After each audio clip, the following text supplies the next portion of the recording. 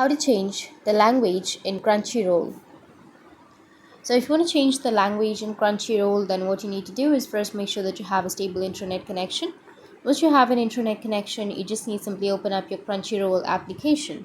And from the application, you need to just go with the bottom right, which has that profile icon or the account icon. From the account here, as you can see that you don't have an option of language, but you will have the subtitles language. So you need to go with the subtitles and then change the subtitles, or you can also go with audio language and you'll be able to change the audio language. But in order to change the text language in Crunchyroll, you need to change it from your device setting. But if you're okay with the audio and subtitles, you can change it from here.